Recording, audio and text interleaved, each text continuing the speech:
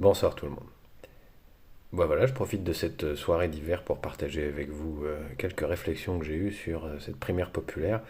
J'ai attendu aujourd'hui parce que je voulais pas faire de vidéo avant, parce que je voulais pas leur faire de publicité, chose que vous allez comprendre au fur et à mesure de la vidéo. Alors, vous n'êtes pas sans savoir que cette primaire populaire qui connaît sa phase finale ces jours-ci, là, les gens sont en train de noter les candidats retenus par cette instance.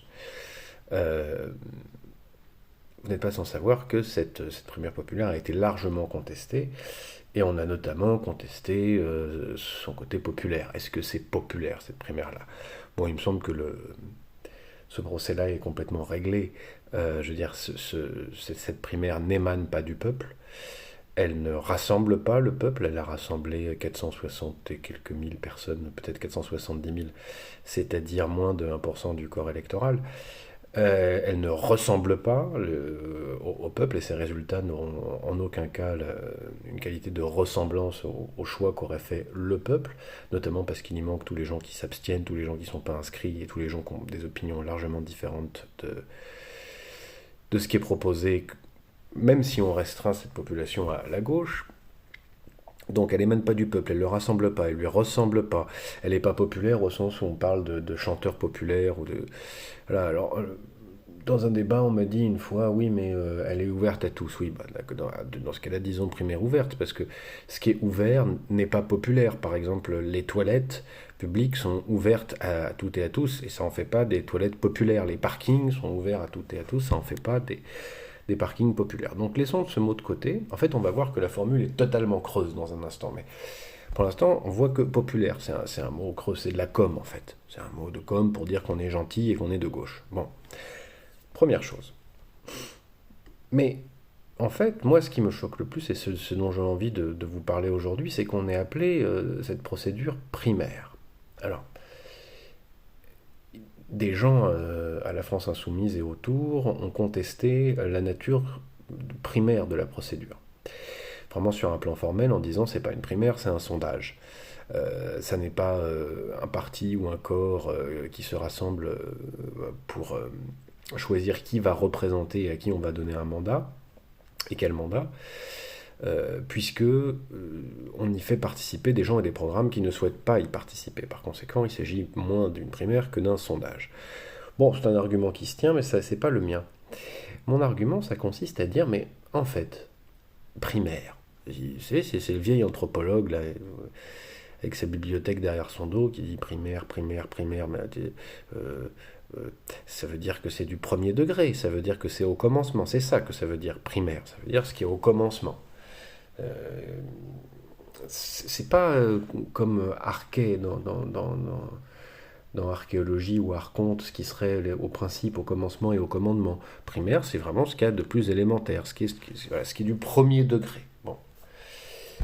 Or, cette procédure n'a rien de premier. Ça ne se situe pas au début d'un processus, ça se situe à la fin. Et ça se situe à la fin de deux manières. Ça se situe à la fin parce que ça arrive alors que les programmes sont déjà écrits, arrêtés, que des gens ont milité pour. Enfin, je veux dire, si on parle des candidats socialistes, insoumis et écolos, dans les trois cas, vous avez des programmes qui sont écrits, qui ont déjà été défendus. Bon. Et il ne s'agit pas là de se situer en amont d'un processus à l'intérieur d'un groupe, mais bien en aval. C'est-à-dire qu'on choisit des productions déjà produites et on les sélectionne, et suite à cette sélection, on va les moyenner, les tiédir, arrondir les angles, de telle sorte qu'un maximum de personnes puissent se reconnaître derrière le programme commun. Euh, J'insiste sur le mot tiédir ou moyenner, en ce sens que contrairement à un processus de conflit ouvert, dans lequel il y a des débats, dans lequel on entre ouvertement en conflit, en émulation, euh, pour former un programme, le processus de primaire populaire tel qu'il a été proposé, en réalité, n'a pas du tout fonctionné comme ça. Il met quelques éléments en commun suffisamment flous pour que tout le monde puisse être d'accord, suite à quoi il propose de noter sur une espèce d'échelle de Likert très simplifiée, les candidats et les programmes, en attribuant à chacun une note, et en moyennant ces notes, produire une idée assez, comment dire, à la fois technique et claire, euh, de ce qui serait la position moyenne, médiane, intéressante, celle qui rassemble le plus, voilà, qui est en quelque sorte la position médiane.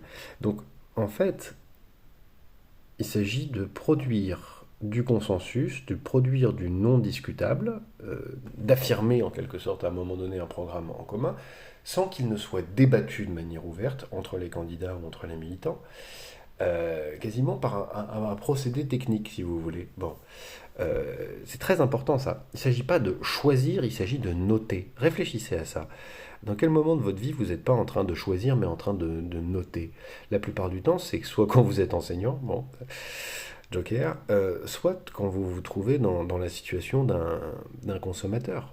Un consommateur à qui on donne une fiche de satisfaction et vous êtes là pour noter. C'est des modes de questionnaire que j'ai utilisés très souvent dans le cadre d'une évaluation de technologie, par exemple, ou de l'évaluation d'un service. Et en gros, on utilise ce type d'évaluation, je vous le dis simplement, hein, quand on veut faire l'économie de demander leur avis aux gens. En fait, on ne demande pas leur avis, on ne dit pas, mais dans le fond, qu'est-ce que vous en pensez? Est-ce que ça change votre vie? De quoi vous auriez besoin?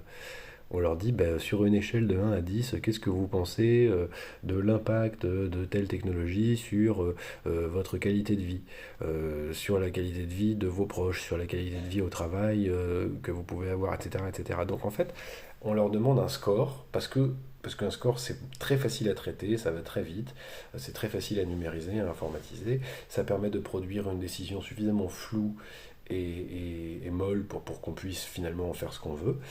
Et voilà, c'est vraiment faire entrer la politique en technocratie pure, en fait. En réalité, on colle sur un champ politique par excellence, le moment où on se choisit un programme pour une présidentielle, on colle à ça des techniques de management de la recherche, vraiment, comment vous dire, à la fois postmoderne, proche du fric, et surtout proche de quelque chose de plus grave dont je vais vous parler maintenant. Euh, Ce citoyen consommateur, à qui on ne demande pas voilà, de dire réellement ce qu'il a sur le cœur, parce qu'on n'a pas la place pour écouter sa parole, à qui on ne demande pas de s'investir dans un conflit ou tout simplement dans une démarche dissensuelle, en fait, on va produire pour lui, sur la base de quelques clics, sur la base de quelques options qu'il aura prises, un choix consensuel. Même pas un choix d'ailleurs, excuse-moi, un résultat consensuel. Donc en fait, on a une procédure discursive pour produire du consensus. C'est du Habermas dans le texte. Vraiment, c'est une procédure discursive pour produire du consensus. Et ce consensus ne passe pas par la parole, il passe par le silence, et non pas par le vote et par le choix, mais par le jugement majoritaire, c'est-à-dire la notation et l'évaluation. Bon, ben en fait, tout simplement ce que ces gens-là ont inventé, peut-être avec une excellente volonté, et peut-être, enfin, je suis sûr qu'ils sont persuadés d'être de bonne volonté, ce qu'ils ont inventé, c'est un simulateur de démocratie. Voilà. Et de glisser de simulateur à simulacre, il n'y a qu'un pas. Ce qu'ils ont inventé, c'est un simulacre de démocratie. Voilà. Mais bon, je reviens à la première idée. Qu'est-ce que c'est que ce simulateur de démocratie? Ben, c'est très simple. On fait l'économie du conflit. On fait l'économie des dissensus. On fait l'économie de la parole. On fait l'économie des choix. On entre des options dans un dispositif qui produit le consensus selon une procédure technique qui n'est même pas visible par toutes et tous. Voilà, c'est formidable. Donc voilà, je voulais simplement, quels que soient les résultats qui dans le fond ne m'intéressent pas du tout, ou en tout cas pas plus qu'un sondage très mal fait, euh, quels que soient les résultats, gardons ça en tête. Les braves gens qui ont mis ça en place, et avec rage, avec force, en disant on va empêcher les partis de suivre leur logique, on va imposer une nouvelle logique, n'ont peut-être pas suffisamment réfléchi à la nouvelle logique qu'ils étaient en train d'imposer. La logique qu'ils sont en train d'imposer, c'est une logique de simulacre.